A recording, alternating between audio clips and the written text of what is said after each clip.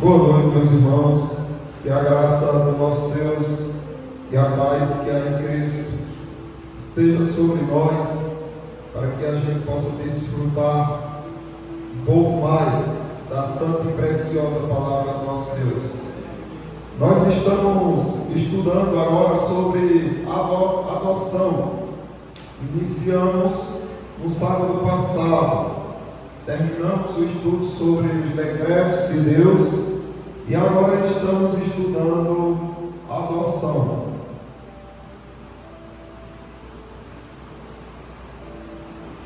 E nós vimos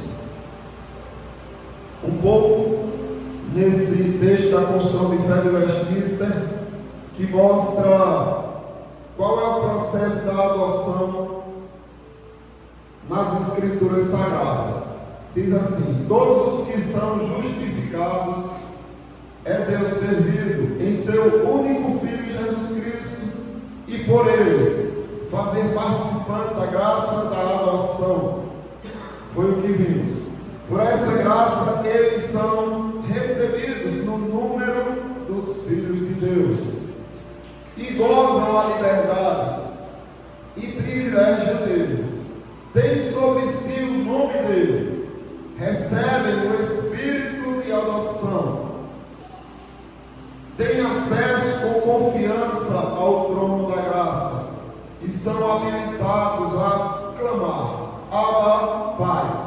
São tratados com comiseração, protegidos, providos e por ele corrigidos como por um pai. Nunca, porém, abandonados, mas selados para o dia da redenção, e herdam as promessas como herdeiros da eterna salvação. Então, o que nós vimos foi essa parte aqui, que todos os que são justificados é Deus servido em seu único Filho Jesus Cristo, e por ele fazer participantes da graça da adoção. Hoje nós vamos ver essa segunda parte. Por essa graça eles são recebidos no número dos filhos de Deus e gozam a liberdade e privilégio deles. Então, o texto ele está dizendo que a adoção vem através pela graça de Deus, e dá a entender que há um número definido de eleitos, há um número definido dos filhos de Deus, porque diz que eles são recebidos no número dos filhos de Deus, e depois ele diz que gozam da liberdade e privilégio deles. O privilégio que um filho tem, os eleitos desfrutam, porque eles passam a ser filhos de Deus. E aí nós precisamos provar com as Escrituras. Não é um livro dizer uma coisa e a gente acreditar. A gente tem que conferir com as Sagradas Escrituras. Veja só, existe um número definido dos eleitos de Deus? Ou Deus não definiu nenhum número? Será que Ele tem nos seus eleitos o número exato daqueles que Ele quis salvar em Cristo? Ou será que esse número aí pode ser acrescentado e diminuído, como muitos pensam? Veja só, há um número sim definido. Israel, sendo as 12 tribos representantes do povo escolhido de Deus na velha aliança, e os 12 apóstolos, sendo representantes também dos escolhidos de Deus que estariam espalhados por entre as nações. Antigamente, o Evangelho era levado, as boas novas eram levadas, ou a mensagem de Deus era levada para o povo, antigamente de uma forma diferente do que é hoje. Antigamente era por uma força centrípeta, que era uma força que atraía, que puxava para dentro, que puxava para o centro. Então Deus não dizia a Israel: vá por todas as nações e leve o meu nome. Não. Deus dizia: zele pelo meu nome. Deixe que as nações vejam quem você é. Então as nações observavam Aí alguém que se convertia ao Deus de Israel dizia: olha, eu quero fazer parte. Então eles vinham de lá para dentro de Israel.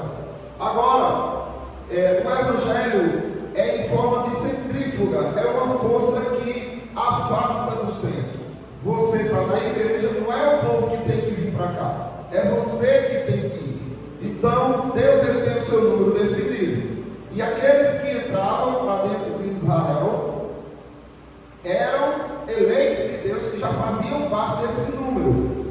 E agora, aqueles que você vai em busca, que você vai, ir por todo mundo, quando você vai e alguém se converte, esse daí que entrou não acrescentou ao número dos eleitos, ele já estava escrito e definido. Quando a Bíblia diz assim em Apocalipse, por exemplo, capítulo 7, versículo 4: então, ouvi o número dos que foram selados. Olha só. Então existe um número que foi selado. É um número definido. Era 144 mil de todas as tribos dos filhos de Israel. Então 144 mil não é que é a quantidade dos escolhidos de Deus, nem tão pouco do povo de Israel que são os salvos. Mas isso é uma linguagem figurada que Deus usa para dizer duas coisas aí. Que olha, esses 144 mil são divididos em 12. E que eles vêm da aliança, que eles vêm de Israel. São todos os eleitos de Deus. E como é que a gente pode ver isso? Veja só. O poder da adoção foi dado aos eleitos de Deus. O poder foi dado a alguns de se tornarem filhos do Criador.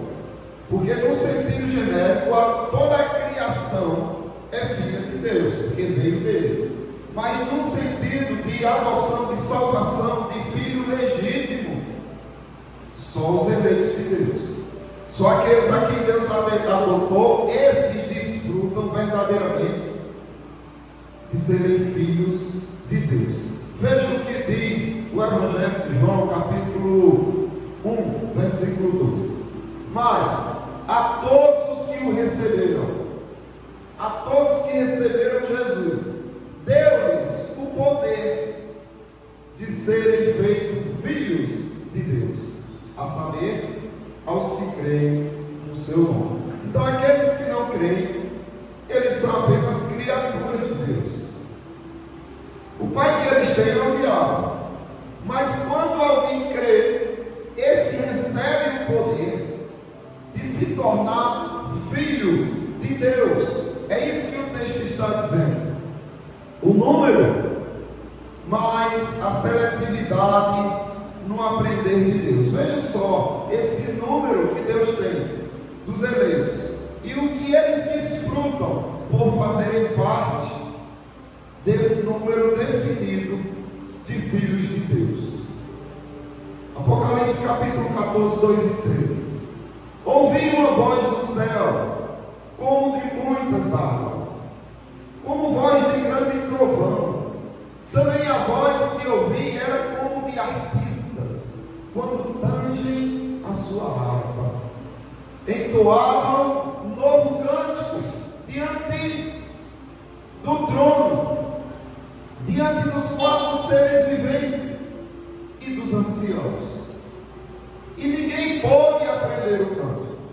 Ninguém pôde aprender aquele canto,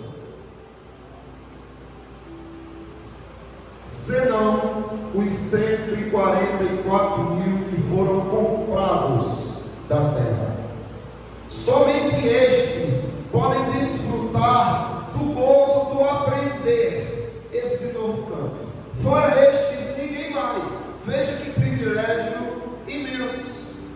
O número da totalidade dos eleitos de Deus, dos filhos de Deus, de todos aqueles que Jesus comprou com seu sangue, esses passaram a ter o poder de serem chamados filhos de Deus e, consequentemente, passaram a desfrutar de um aprendizado que só eles conseguiam receber.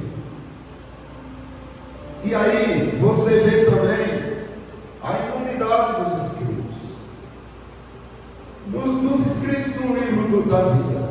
A imunidade dos eleitos de Deus. A imunidade dos filhos de Deus. Ninguém pode frustrar a caminhada destes em direção ao seu Senhor. Ninguém pode frustrar a caminhada destes em direção ao seu lar, ao seu novo lar, ao lar celestial, ao lar do seu Pai. O capítulo 17, versículo 8 de Apocalipse diz assim: a besta que viste era e não é, está para emergir do abismo e caminha para a destruição. E aqueles que habitam sobre a terra, cujos nomes não foram escritos no livro da vida, desde a fundação do mundo, se admirarão, vendo a besta que era e não é, mas aparecerá. Então veja, que privilégio tão grande, pelo fato de você ter sido chamado, eleito por Deus e chamado a ser filho de Deus.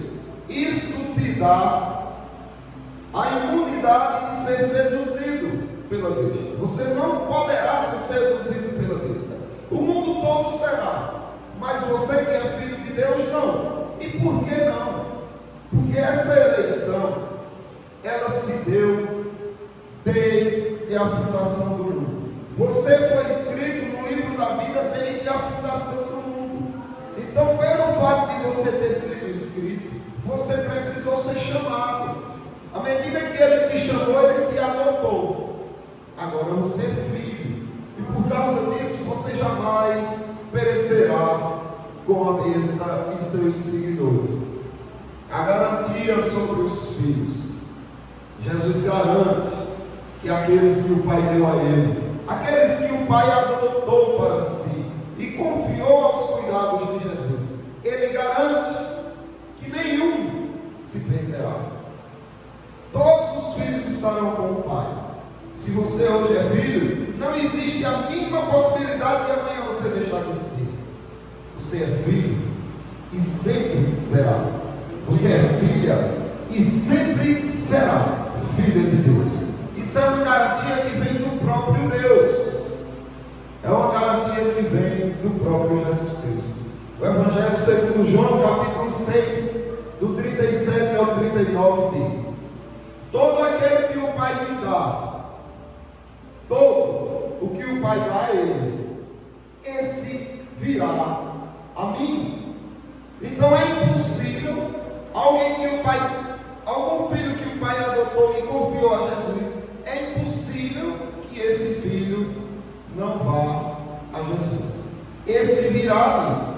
E o que vem a mim, de modo nenhum, não existe possibilidades de ele lançar fora.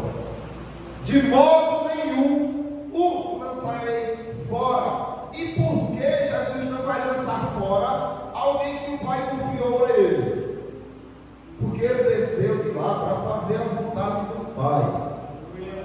E a vontade do Pai era que Jesus Cristo salvasse todos os que Ele adotou, todos os que Ele escolheu para si. Porque eu desci do céu não para fazer a minha própria vontade, e sim a vontade daquele que me enviou. Aí complica a situação. Por quê? Qual é a vontade do Pai? Qual é a vontade de Deus? Confiar a Jesus. O Pai tinha uma vontade e disse: eu vou confiar meu filho.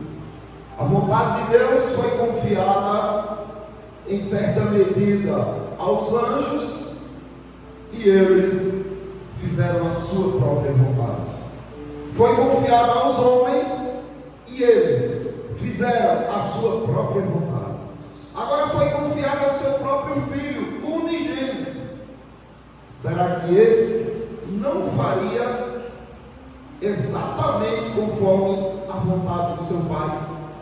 E a vontade de quem me enviou é esta: que nenhum eu perca de todos os que me deu. nenhum filho, filha se perderá, de todos aqueles que o Pai deu, confiou a Jesus. Pelo contrário, eu o ressuscitarei no último dia. Eles estarão comigo. Então, é importante que a gente tenha essa consciência. Ao nome, né, nós vamos ver mais à frente isso, porque os nossos estudos vão chegar nessa parte aí, mas há um nome marcado na fronte de todos aqueles que são filhos de Deus, de todos aqueles que Deus tomou para si, elegeu antes da fundação do mundo. Deus marcou com o seu nome na fronte. Os seguidores da besta terão o número dela na fronte e na mão direita, sim, terão, mas os seguidores de Cristo terão também o nome de Deus na sua fronte. 14:1 de Apocalipse diz isso. Olhei, e eis o Cordeiro em pé sobre o monte, e com ele 144.000. É um número definido. É como se Deus estivesse dizendo: olha, é exatamente o número que eu escolhi. Não significa que é 144.000, mas é uma forma de Deus dizer que está definido. É exatamente o que eu escolhi. Ninguém sabe o número, porque depois João, abaixo do texto, diz: olha, aí é uma multidão que ninguém podia contar. Então, quando ele diz que, olha, 144.000, é como se ele estivesse dizendo: eu pus um limite no número dos eleitos que eu quis, dos filhos que eu adotei. Eu pus um limite, não diminui nem acrescenta. Ninguém pode fazer isso. Tendo na fronte escrito o seu nome e o nome de seu pai. Então, na fronte dos eleitos de Deus, tem o nome do Cordeiro na fronte e o nome de Deus Pai. É um privilégio imenso fazer parte desse número. Ninguém merecia. Você não merecia. Pelo contrário, todos merecíamos era justamente perecer junto com os adoradores da besta. Mas, em misericórdia, em bondade, em compaixão, Ele resolveu adotar. Ele resolveu fazer você filho, filha dele. Mas isso significa que o povo de Deus, os filhos de Deus, vão ter vida boa aqui nessa terra. É isso. Porque eu sou filho do rei, então eu tenho que ser tratado como príncipe aqui neste mundo. É isso, meus irmãos? É não. Os crentes, eles fogem do sofrimento como o diabo foge da cruz. É uma pena isso. É uma pena. É lógico, a gente não deve correr atrás do sofrimento, nem desejar o sofrimento, mas a gente não pode olhar para o sofrimento como sendo uma maldição. Porque o sofrimento da vida do crente não é maldição. O sofrimento, quando vem, é bênção. O sofrimento, quando é tirado, é bênção. Tudo na vida do crente é bênção. Inclusive, esse privilégio de sofrimento faz parte do número dos filhos de Deus. Faz parte da realidade deles.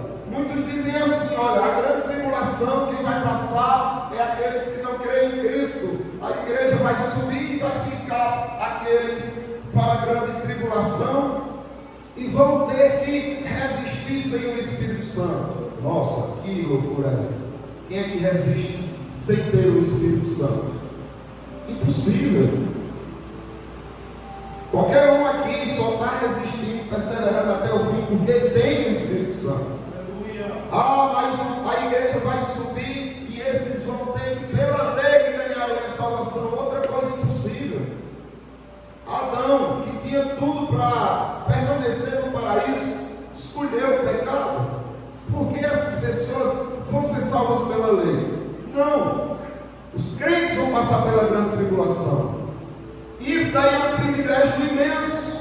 Olha só o que diz Apocalipse capítulo 13, 7 e 8. Foi-lhe dado também que pelejasse contra os santos e os vencesse. A besta ganhou de Deus autorização de pelejar contra os santos, contra os filhos de Deus, contra os escolhidos que estarão aqui na terra. E ela vai vencer. Foi dado isso a ela para pelejar contra os santos e para vencê-los. Deu-se-lhe ainda autoridade sobre cada tribo, povo, língua e nação. Que governo poderoso vai ser esse, hein? Um governo único, aonde comandará todas as nações. E adorarão. Quem é que vai adorar essa besta? Todos os que habitam sobre a terra. Toda a humanidade vai seguir e adorar a besta. Então, esse governo vai ter todos os exércitos das nações, todo o exército mundial, e agora toda a humanidade, toda a população seguindo-os, adorando-os.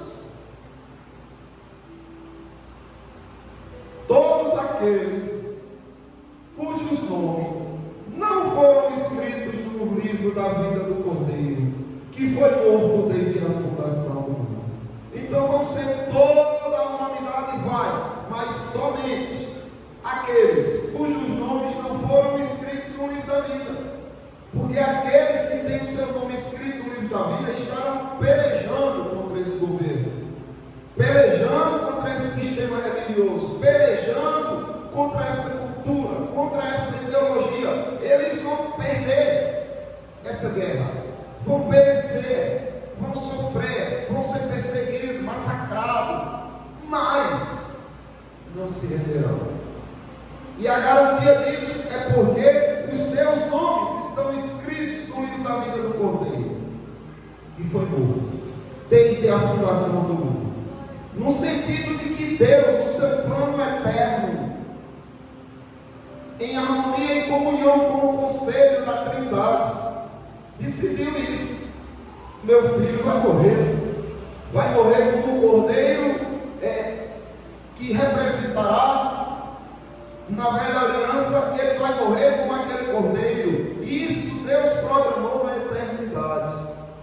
Para quê? Para que você pudesse ser filho, para que você pudesse ser filha, e para que você conseguisse morrer guerreando contra o sistema e não se corromper e não desistir de sua fé. Tudo isso garantido pelo Pai. Então é um privilégio esse sofrimento. E olha ainda o que diz agora no capítulo 6, do 9 ao 11 de Apocalipse. Quando ele abriu o quinto selo, vi debaixo do altar as almas daqueles que tinham sido mortos por causa da palavra de Deus e por causa do testemunho que sustentavam. Então o que foi que João viu, o apóstolo? Ele viu debaixo do trono de Deus um monte de irmãos ali adorando a Deus debaixo do seu trono. E esses irmãos que ele viu haviam sido mortos por causa do sistema anticristão, do sistema que abomina a palavra de Deus. E eles morreram porque eles tinham confessado a palavra de Deus e davam testemunho dela.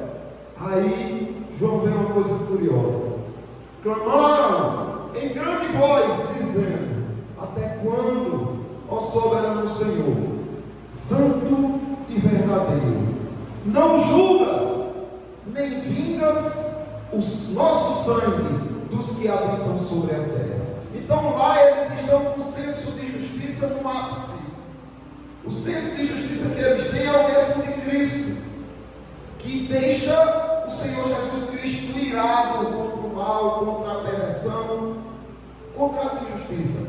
E esse senso de justiça faz eles clamarem a Deus: Senhor, vinga logo, vinga a maldade na terra. Mas ali não é lugar de ira, ali não é lugar de de ansiedade, ali não é lugar de tristeza, ali não é lugar de angústia. Então Deus deixa bem claro para eles, aqui não é lugar para isso. O que é que Deus faz? Então, a cada um deles foi lhe dado vestiduras brancas, e lhes disseram que repousassem. Repousem, fique calmo, fique tranquilo, repousem ainda por pouco tempo. Qual é o tempo do repouso? Até se completar o número dos escolhidos de Deus. Assim que o último eleito for chamado e perecer, aí o Senhor diz: chegou o fim. Assim que o último eleito entrar, aí virá o arrebatamento, virá o juízo final. Que repousasse um pouco de tempo, um pouco mais, até que também se completasse o número dos seus conservos e seus irmãos, que iam ser mortos, como igualmente eles foram. Então o que Deus está dizendo aí, olha, fiquem calmos, eu vou vingar sim, isso que vocês estão clamando vai acontecer, só que não é agora, porque ainda tem outros que vão também sofrer como vocês sofreram, vão ser perseguidos como vocês foram, e quando se completar o número, aí sim, eu faço isso que vocês estão tão ansiosos que aconteça. E aí virá a posse do rei. E aí você poderá entrar na casa real do seu pai. Aqui é uma casa simbólica, não essas paredes, mas essa comunhão aqui é a casa de Deus. Deus habita no meio do seu povo. Só que quando nós subirmos, nós vamos habitar com o nosso Deus. Quando nós estivermos com Ele, nós estaremos lá, habitando no Senhor, no lar celestial. Essa posse é garantida para os filhos. Veja só, o Senhor Jesus Cristo, Ele diz isso naquela parábola do joio e do trigo. Quando os trabalhadores dizem: Senhor, deixa a gente arrancar o joio, está danificando aí o trigo. O Senhor diz: não permito. E aí Jesus Cristo revela que eram os anjos, né? Louco para acabar com e tirar logo o joio do meio do povo, dos filhos de Deus. Aí Jesus Cristo disse: não, deixe crescer junto, porque senão vocês podem ceifar um trigo pensando que é joio, porque o trigo quando está crescendo é igual ao joio, os dois crescem muito parecidos, e por ser novinho ainda não tem frutos, e o que distingue o trigo do joio é justamente os frutos que o trigo dá.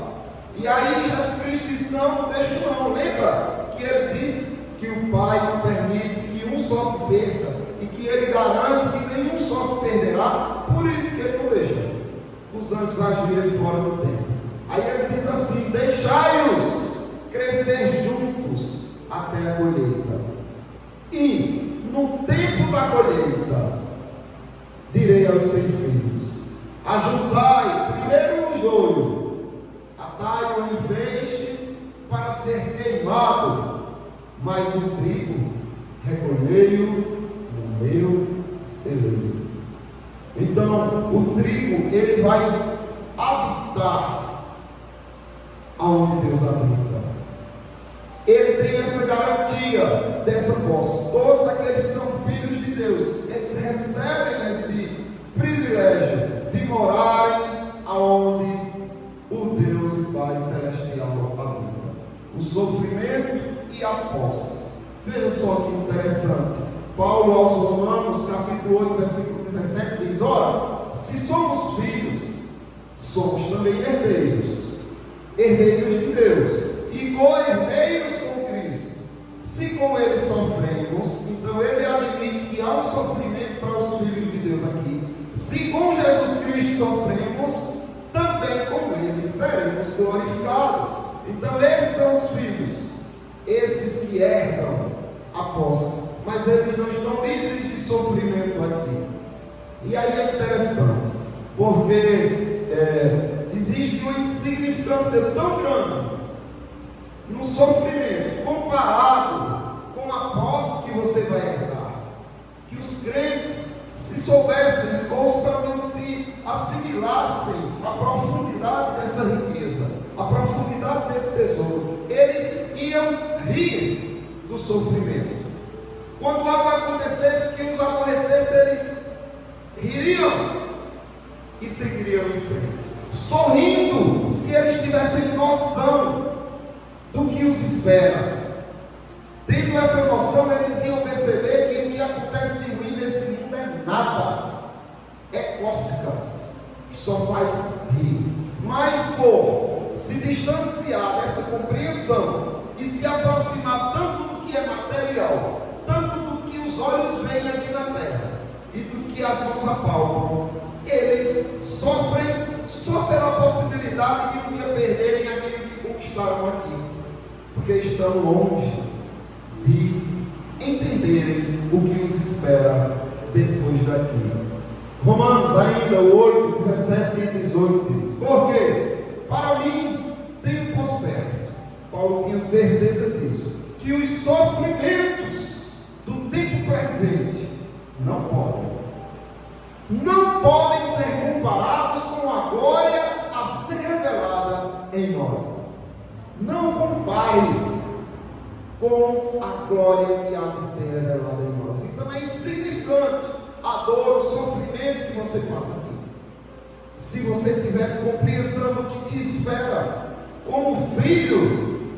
Além desta vida, você riria do que tem sofrido aqui nesta vida. Que Deus abençoe os irmãos, e se algum irmão quiser partilhar algo, dizer, questionar, perguntar, fique à vontade.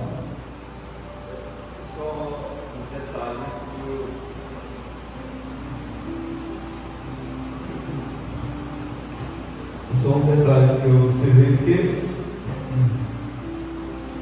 existe um mistério e uma harmonia de Deus com determinados números, né, que Deus usa.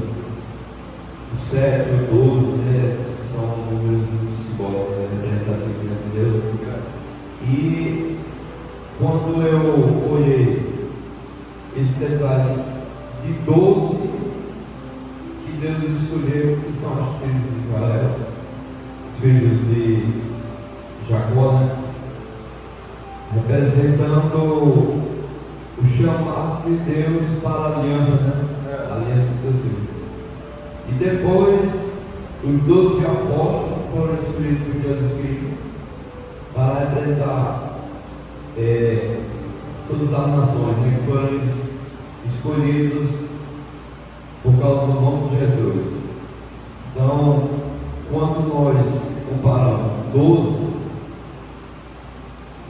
verso 12 por 12 vezes 12, dá exatamente o número de 144, 12 vezes 12. Então, uma representação de que Deus quis dizer que 144 é o número porque está selado com a aliança e com a promessa. É verdade, é isso aí. Muito bem. Mais algum irmão, irmã? Então, oi? Alexandra ali, né? Não, mas é porque sai aqui a pergunta também, né, na gravação. É interessante, né, que você falando que os que são escolhidos de Deus, que são os filhos de Deus, naquela razão, nunca deixam de ser filhos. É igual a gente, assim, tem os nossos filhos, mesmo que eles vão embora, nunca deixam de ser filhos, né? Sempre vai ser filho, né? E imagina Deus, né? Nós somos pais, os filhos podem errar conosco, né? Podem nos fazer errar, mas a gente nunca vai deixar de ser pai e mãe dele, né? É verdade. E Deus, né, que é fiel, justo, verdadeiro, ele sim, né, que nunca vai desprezar os seus filhos, né? É verdade. Isso que a missionária Alexandra falou é interessantíssimo, porque a gente também passa a ter compreensão dessa filiação, quão forte ela é. Veja bem, porque o meu filho, a minha filha, ela nunca deixa de ser. Por mais que o homem a rejeite, continua sendo, porque o sangue está ali no DNA. Não é? Digamos que você morreu, passou um tempo, de quem essa pessoa é filha, não lembra mais e tal. Faz um DNA, descobre, o pai, a mãe era fulano. Então, denuncia ali. Essa filiação não tem como acabar. No entanto, a filiação de Deus ainda é mais forte. A nossa filiação para com o nosso Deus Pai ainda é mais forte. Por quê? Porque não são sangue simplesmente comum que nos liga ao Pai, mas é o sangue do seu Filho.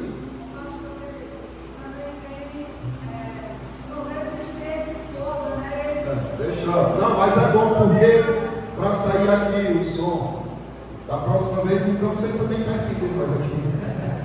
Assim, quando a pessoa casa, tem muitos casais que se separam, não conseguem, fica ex-esposas, mas não existe ex-filho, né? Justamente. Jesus Cristo é o Filho eterno de Deus, o Pai. Esse Filho eterno assumiu um corpo humano para se tornar igual a você, para que tornasse você sob a mesma condição que ele, como um filho. Mas para isso ele precisou dar o sangue dele para você. Então quando Deus olha para o teu sangue, Deus vê o sangue do Filho dele. Então agora você tem o sangue de Cristo que torna você agora ligado diretamente a Deus como teu Pai e você como filho, né? Isso, é verdade. Mais algum irmão ou irmã? Então agrada a Deus. Deixa eu chegar ao microfone. Tem uma passagem de Jesus que ele afirma isso que a Alessandra estava falando, de uma forma, através de uma promessa que Deus fez na sua palavra, né? Ele diz que ele enviaria outro Consolador, que é o Espírito Santo, que habitaria em nós, né? Então, o que é que Jesus falou? Se vós, sendo maus, sabeis dar boas coisas aos vossos filhos, quanto mais o vosso Pai Celestial dará o Espírito Santo a quem pedir. Quer dizer, a promessa maior é essa, não é dádivas terrenas, mas sim o Espírito Santo. Isso, que é o selo, né? A garantia de que nós estaremos com Ele para sempre, como filhos adotados, né? Então eu agradeço a oportunidade e Deus abençoe os irmãos.